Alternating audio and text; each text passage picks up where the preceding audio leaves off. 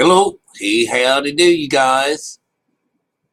Yeah, I'm over here on the Gospel of Thomas, and I've spoken a few times of it in the past. It's one of the sayings of Jesus's, or a book about the sayings of Jesus, and well, to tell you the truth, that's not a part of the Bible. It's one of those ones that was banned from the Bible.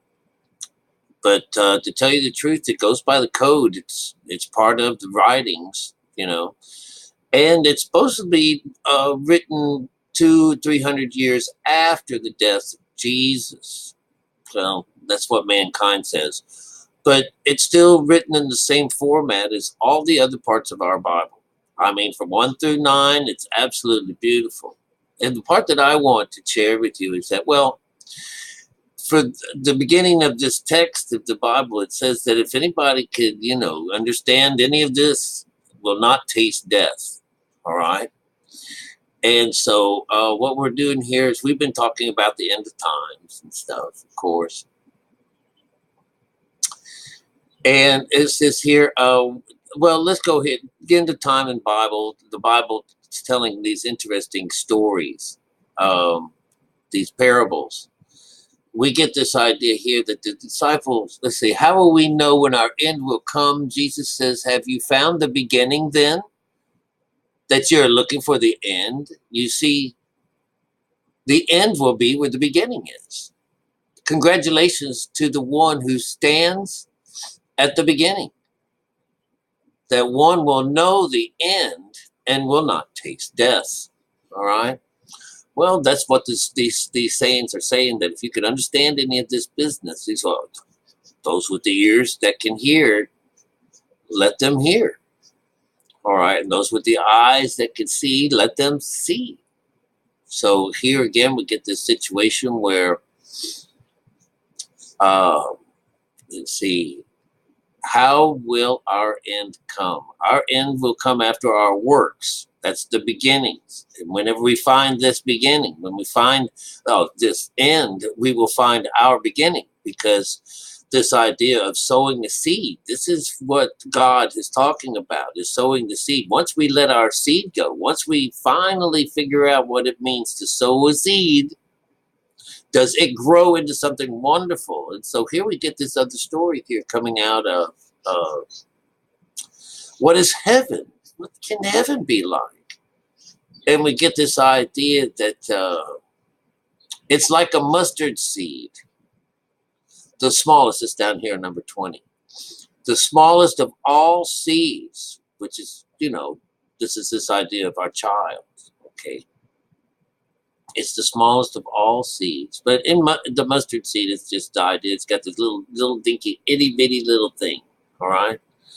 Little seed that when it grows up, when it falls upon prepared soil, it produces a large plant, becomes a shelter for the birds of the sky.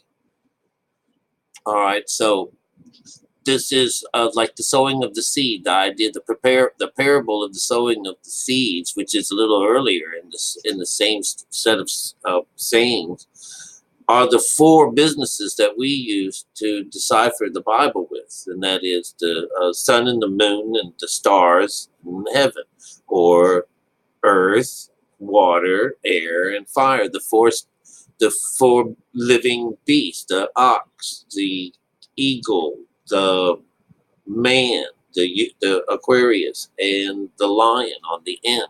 This is the four that we deal with all the time. And this is the same way with the sowing of the seed, all right? That if you sow it on the wayside, which is by the mind, if you're learning it from the lower mind, the devil will come and take it away from you, and it's gone, ripped out of your heart. That's your seed being taken away. This is about sowing seed. So if you sow it on the rock, the stone, right here, this idea, this one doesn't have a root to it, and so it doesn't grow. It just dies. So this is ideas being sown on rocks, and then there's this one that gets sown in the thickets. This is a physical side of us that there's just too much going on, and it chokes it out. That the seed cannot come to life here. But on the fourth one over here is our spiritual side. This is where heaven is. All right. This is the fertile ground that if we can possibly get this seed to come to life from this part of our mind, from our spiritual side, not from our intellect, not from the word, but from the spirit side of things, does something wonderful happen to us. That's the way it goes. All right. And for you guys that are out there thinking that you're already a whole-made Christian, are you waiting for Jesus still? I mean, basically, you're waiting for the end of time still, right? Aren't you? Aren't you? The end of time is not. The end of time is now, but has it happened yet? Have you met this Jesus yet? Has he come into play yet, into the world? No, he hasn't. All right.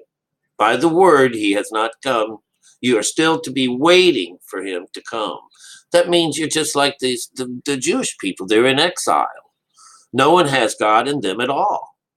Not even the slightest bit of God in them right now. They're in exile. They've been put out into the world. All right? Not until this time when Jesus comes does he take us over and introduce us and baptize us with the Holy Ghost. So you don't have mother either. We have to do our works. Most people do. That's what happens in this situation. And then when you find the end, you'll find the beginning, because you have to do this first. And then you die, you die, so to speak, and are reborn. So this is the whole idea behind being the Alpha and Omega, and this mustard seed. The idea that once it's sown in the right place, it will grow and give us shelter. And of course, the story goes is that the beast of the field finds shelter in the shade of the tree. All right.